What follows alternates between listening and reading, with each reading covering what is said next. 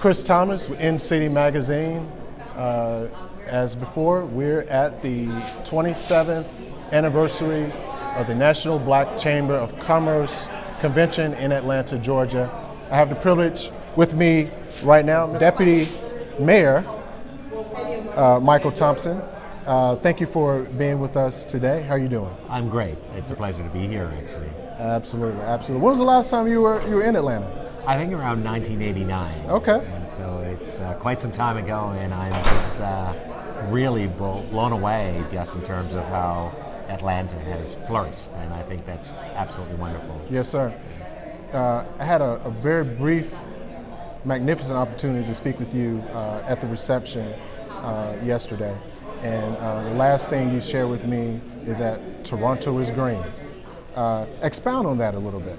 So our city is focusing on environmental enrichment, and so we have a whole policy on our canopy with respect to the growth, with respect to our city and greenery and shrubbery, and also places for people to enjoy within the context of an urban environment. A lot of places you tend to have just essentially bricks and mortar and concrete, not enough spaces for people to enjoy.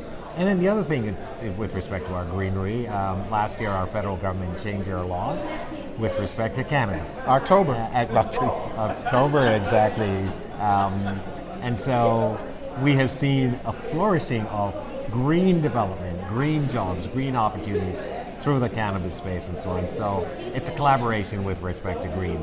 Green with respect to the environment where people are able to play and enjoy, and also green with respect to the growth of a new industry in terms of cannabis and the opportunity of wealth and prosperity that's actually being brought forward. And so for us, it's a great opportunity to really look at how we can actually bring more people into the fold. And I think I mentioned to you last night that unfortunately a lot of the people who used to suffer the brunt of this issue in this new green industry are not necessarily enjoying the advancement and the opportunities, and we want to address that because I think there's fundamentally a wrong there where many of those who had talked about the value, for example, of medicinal marijuana and cannabis and things like that are not necessarily being brought forward in terms of the skill utilizations. A lot of other folks that are actually gaining the benefits, and I think it's something that we have to address. I understand. Thank you for sharing that with us. Today, as I mentioned, we're live at the National Black Chamber of Commerce Convention. You just spoke on the international section of, as a panelist. What were you hoping that the attendees received from that particular session? I was hoping that they would see that the environment of business is not just local, even if they're small, that they actually can and should think big to go globally. With respect to the advent of technology, small isn't an operative way to think about one's business. It really has to be about the service and the product offerings that you're providing to the marketplace. So what I was hoping that the business leaders and others who are here today would take away from the international panel is to see the world, to see opportunity, to see that they can expand and to grow their businesses and so on. And not to think small, but to think big. Because when you think big, you can win big. When you win big, you actually bring others along with you. This is, in my view, part of what the Chamber is trying to do, to bring its members to opportunities. We also wanted to expose the Toronto business environment to this broad base of business leaders and thought leaders as well, to let them understand areas in which Toronto is looking at growing and how other businesses globally can actually enter that particular landscape and so on. So it's a great opportunity, whether or not it's in the high-tech sector, whether it's the food, biopharma sector, whether or not it's in the cannabis sector, for example.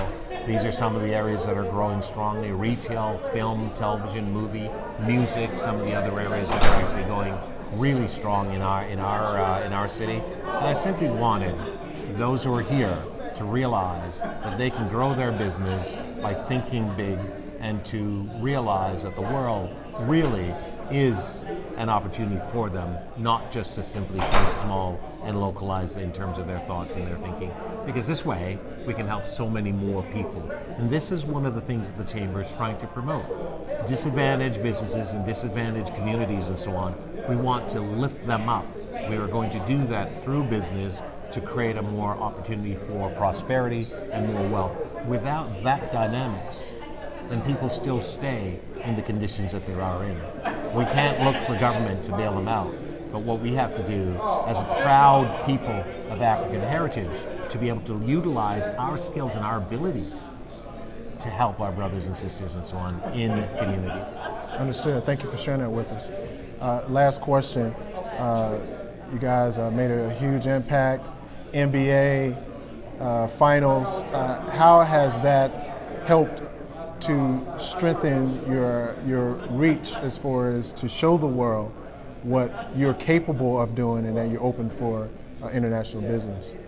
You know, for the last 10 years, I've been responsible for the Economic Development Committee for the City of Toronto.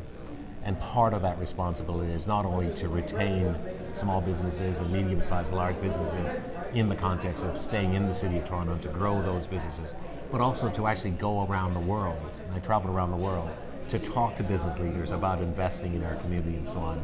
We've used some of our influencers like Drake, the musician, and others, and the quality of life that exists in the City of Toronto, where any of the benchmarks and indices that's used to judge great places to live and quality of life ranks us up in the top 3, top 5 globally all the time.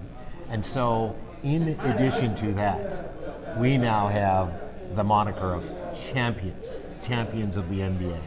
And not just simply that champions of the NBA, it's the way we accomplish this feat in terms of becoming champion of the NBA. We weren't supposed to beat the 3 teams that we actually beat in order to get to that level. Mm-hmm. And what happened was our city was transformed, not just to celebrate and to cheer on a significant achievement by the Raptors, but our whole country was transformed. So we had what's called Jurassic Park, which is part of the Scotiabank Arena, which is where the Raptors play. But across the country of Canada, there were mini Jurassic Parks that were actually put in place for people to come and watch the game and celebrate and community coming together and so on. So it makes it, for me, an easier sell globally now. I get people from the globe all around the world texting me, sending me emails, congratulating us on winning the championship. Mm-hmm.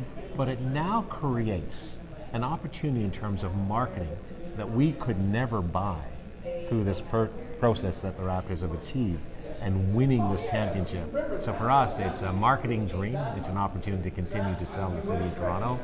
Free publicity, free advertisement through this amazing accomplishment by these young men who are part of the Raptors and who are, in fact, not only Toronto's team, because I'm responsible for economic development there, but we share it with respect to our brothers and sisters right across the country of Canada. And the world has taken notice, and so we're now going to take advantage of that opportunity. The publicity has just been tremendous for our city. Absolutely. Congratulations. Pleasure. Thank you for your time. Thank you for sharing your insight. And we look forward to doing business. Thank you for tuning in. We have again with us Deputy Mayor and Councilor Michael Thompson. You're tuning in to inCity Magazine. Thank you.